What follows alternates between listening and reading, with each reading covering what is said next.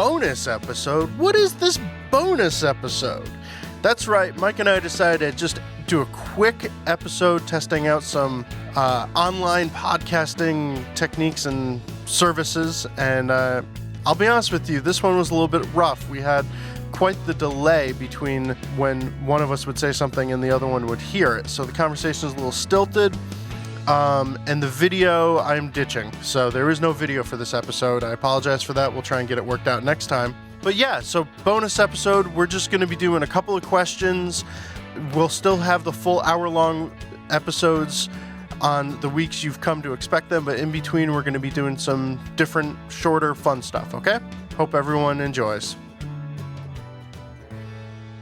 So we're here to do a quick little bonus episode. We figured in this time of isolation, people have been asking for some extra episodes, and we've always been game for that. It's just a matter of trying to make it happen. We're going to try and force it right now for a little while.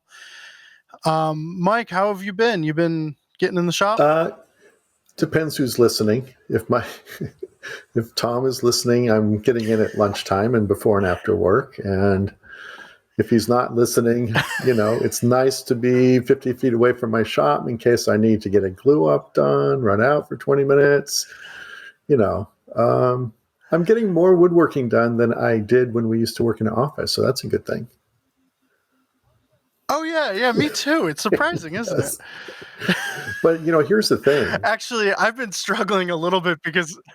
I'm happier about it. So I think that's a tremendous benefit. So... let's just keep that in mind. Everybody needs that. Absolutely. I actually have been, when I come out for my nighttime shop time, I'm tripping over camera gear.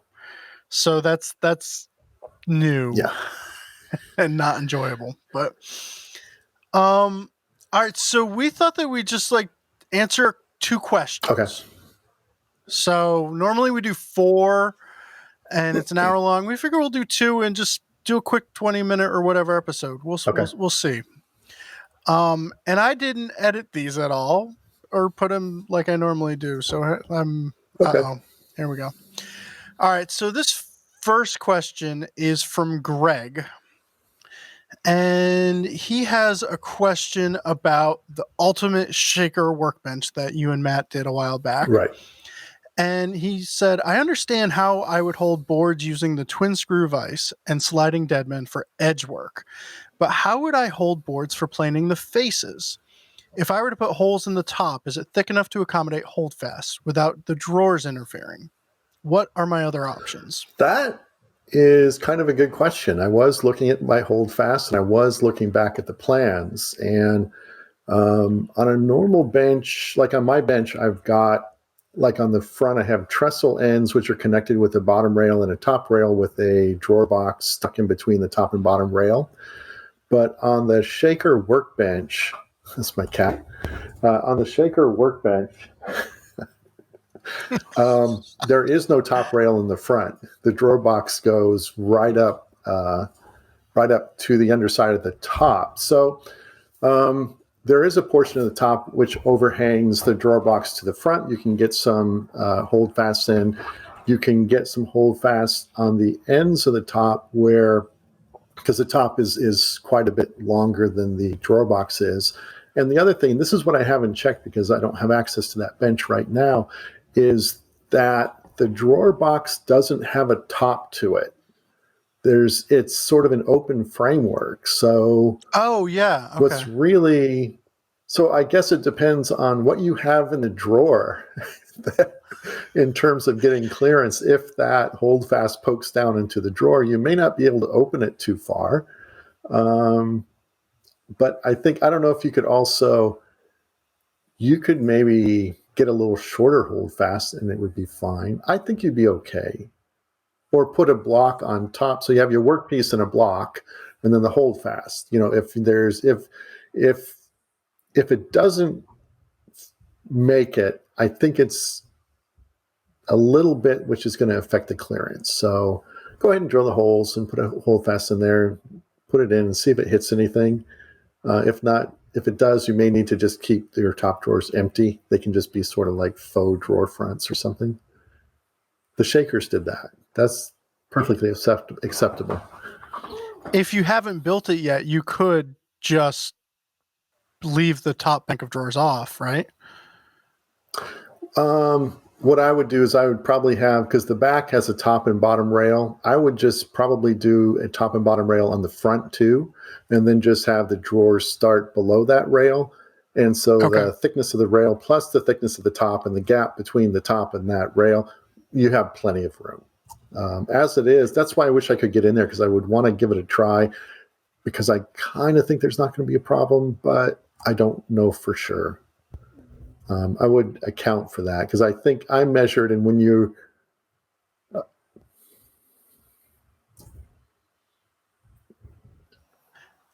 at the time you weren't using Holdfast, right? So it's very possible to go throughout your woodworking life and never use a Holdfast. Well, too, right? yes, but I would have to say now that would be a sad existence, now that I've actually tried them out and they actually work pretty well. But I would say at the time we made the bench and I designed the bench, it is true that I did not take into account Holdfast. Not to say they're not going to work. I'm just not quite sure about it. When I was clamping like a 3/4 inch thick piece of stock to my bench top, I just went out and tried it on my bench. The Holdfast sticks out below. Well, my bench top's only like 1.75 inches. I'm not sure what our bench top was on that guy. If that bench top was 3 inches, it was 4, I think. Well, the front apron. So I think the bench top, if that was 3 inches, then it would only be sticking out 5 inches below that, give or take. So I don't know. Yeah, that's the reason why I didn't answer this question. You could certainly cut one off. You can do that, right? Yeah, because unless you need to hold like really, really thick stock, you can chop that thing down and still have plenty of clearance and still definitely get at least 8/4 stock underneath there. So maybe you have a short pair and then a long pair if you're doing some big chunky carving things or something like that. Yeah, they're not super expensive. The Gramercies are like $40. It'd be worth, if you're really into Holdfast, it'd be worth getting 2 pairs. Yeah, anyway, I apologize. That's like a really horrible answer. Well, if it doesn't work, just cut them off a little bit and they'll be fine. Or, find a different. It's a real answer. I guess it is. Oh, well. Yeah, it's a really good question. And I wish we could get into the office and try out the bench, because I could answer that question for sure. One day. Right on. So let's look at the second question here. I discovered Shop Talk Live last year, and I've listened to all the episodes. You all do a fantastic job. Keep up the great work. I've recently purchased some Japanese-style dovetail chisels from Lee Valley, and I'm wondering about the advice your host would have for purchasing a hammer to strike them with. Round or square? And what about what weight for what kind of work? From Mark in New Mexico. So you use an actual Japanese hammer, right? Yeah, I think that's because the Japanese chisels with the metal hoop at the top, they're designed to be struck with a metal hammer. So not that you have to if you're used to using a round mallet or something like that. That's okay. I do like the hammer because it does give it, I think, a sharper and more accurate hit to it rather than like the round surface of a mallet. And in terms of, I just went through Japan Woodworker, which is now a part of Woodcraft, and I got I think it's sold as a 13-ounce hammer, but I believe the equivalent is probably really identified as a 375-gram hammer. So it's about 13 ounces, almost a pound. I like it. I think that's fine. Do you use that for everything? I mean, like, I'm trying to think. You use that for chopping mortises. You use that for dovetails. That is your hammer in the shop, isn't it? Well, it's one of them. I use it when I'm striking chisels, when I'm setting pins in tenons and that sort of thing. Where I don't use it is when there's metal on metal contact. So if I'm using like a little nail punch, or if I'm using like those little number punches where I'm striking metal, I just pull out my regular claw hammer for something like that. And then I use a heavier hammer when I'm driving dowels through a dowel plate. Do you ever use a Deadblow? And I use a Deadblow tons and tons when I'm assembling and disassembling furniture. I got that little black Deadblow. That's great because then you don't have to worry about marring your work or anything. You just pound away on that.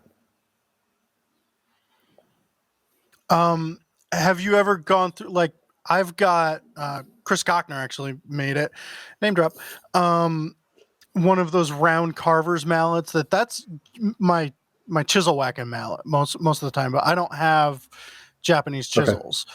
Okay. But I've really come to use those a lot. I've got, a couple of other soft mallets, and then I've got the Crucible. What is that called? The lump hammer, I have which is one of those too. That thing's just so much fun. It's a nice hammer, I have to say. But the carver's mallets, you've never gotten into the round face hammers? Yeah, I did. I had one for years, and I think I must have given it away because I don't have it anymore. It was just like a really heavy Coco Bolo mallet, traditional carver's mallet that you would just buy at a woodworking store. That was quite a while ago. That was my go-to when I had just regular Western chisels, and that's fine. I don't have it. I don't have it anymore, and I don't miss it because, I use predominantly Japanese chisels, in which I strike with a regular hammer. I'm trying to think of what I do with my Western chisels. I probably hit those with a hammer too, just because I'm used to that. Have you tried to hit a chisel with a Deadblow hammer? No. Deadblow mallet? It's a horrible feeling. It's just like thunk, thunk, thunk. And you hear the BBs sort of rolling around inside too. So I don't recommend that. My Deadblow, I desperately need to get a new Deadblow because especially before I had any sort of insulation or heat out here, I was doing some woodworking, and I'm trying to remember what I was doing, but I was whacking something with the Deadblow, and that orange Harbor Freight plastic just did not hold up to 20-degree woodworking, and it just started disintegrating. And now one whole face of my Deadblow is just like that metal canister that's inside. Oh, it's kind of cool, but it's not great. It's not great. So that's pretty cool. Yeah, I recently got one of those.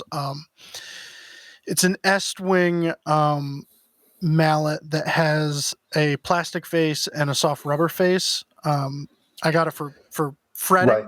Yep. Fretboards, but I have found that I use that all the time too because it acts like a gentler Deadblow. It's nice. Cool. What are you working on right now? Well, that's one of the things that, it's sort of an unfortunate situation these days in a number of ways. But one thing where it's impacted me is that I've canceled basically all of my woodworking classes I had coming up between now and so far the end of April. And, we may be pushing beyond that. So all this time I would normally be either packing up for teaching, breaking down for teaching, or prepping class stock and that sort of stuff. So right now I have probably more free shop time than I've had in a really long time. So I've had a commission which I gave a pretty far out due date on that, but I've been in the shop. I'm working on this cool little case on stand piece, and it's just really nice, even though I'm not out there 8 hours a day, but just to be able to have kind of a contiguous amount of shop times devoted to a single project.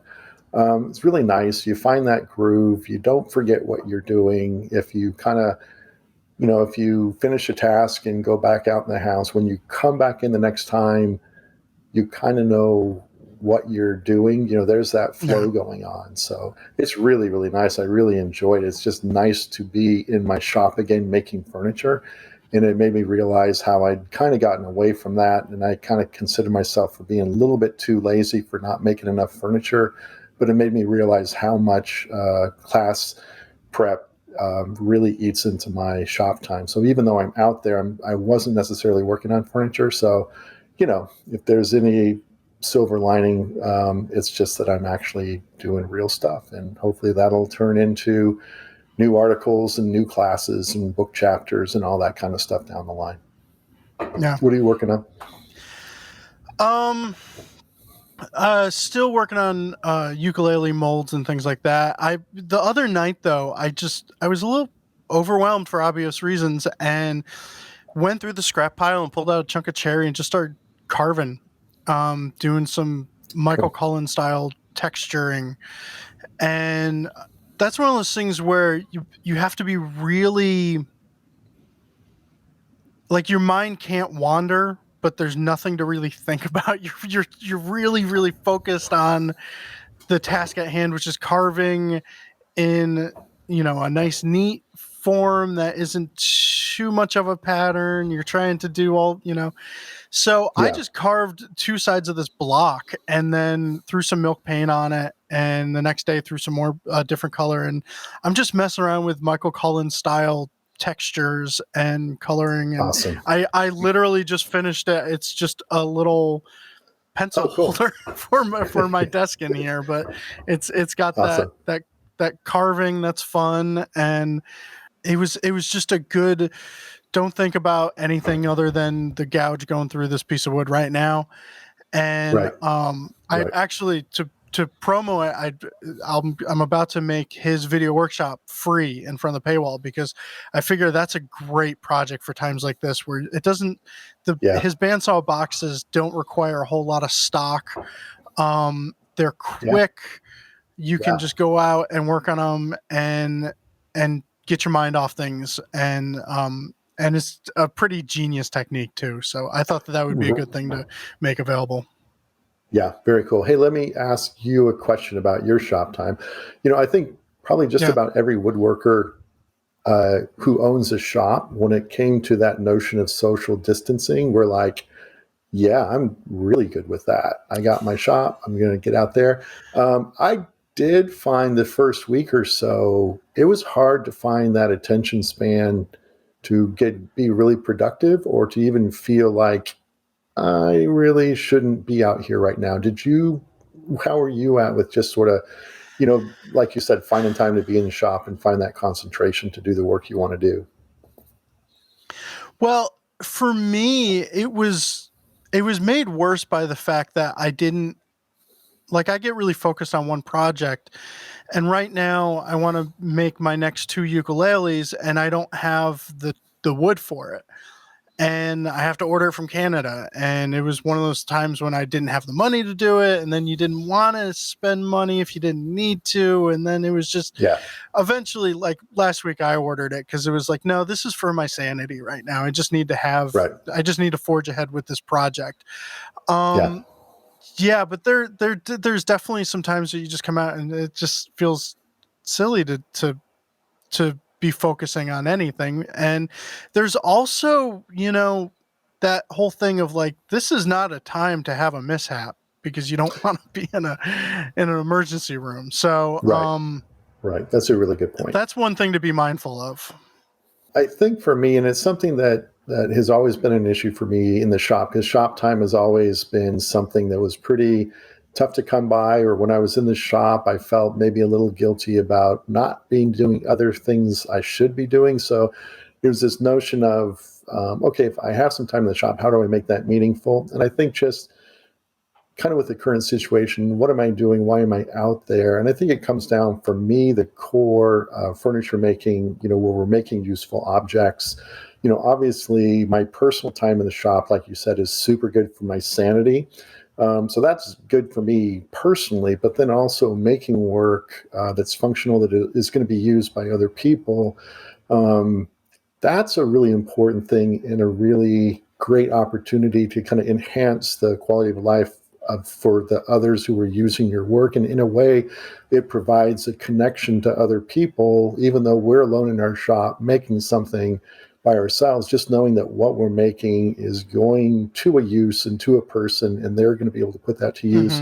It creates that kind of a connection that might be sort of hard to kind of find right now. And it also adds to this notion of, is what I'm doing in the shop important? Should I be out here? It's like, yeah, that's important enough. That's a good reason to be out there making things, along with, like you said, just hey, I'm, not too far from my shop and I can get out there more often, and that's a good thing. So that's all good. Yeah. Yeah. The why and how. Yeah, there's a little bit of a delay there. I didn't know what you were saying. Did you Yeah. mention my book or something? I couldn't quite hear that. Yeah, it was definitely the delay that's going on here. Yes, the why and how. Yeah. It's a great time to read. It is a good time to read. It's a good time to read woodworking books. And it's a good time to read woodworking books that really speak to investing meaning in the work that you're doing. Like Peter Korn's book. And yeah, that's okay. All right, so that's all for this episode. That's as far as the technology let us go. The conversation was wrapping up anyways. But if you have any questions you'd like us to answer on the show, please send them into shoptalk@taunton.com. We are still coming into work every day, although we're working from home. And this is a great time to be getting us questions because we're going to start amping up production of the podcast. If you're watching on YouTube, sorry there's no video this episode. We'll try and figure that out for next time. But regardless, please click that thumbs up button. We'll be back next week. We have a really fun episode. Vic Teslin will be joining me and Mike, and we'll be answering your questions. All right. Have a good one. Stay safe.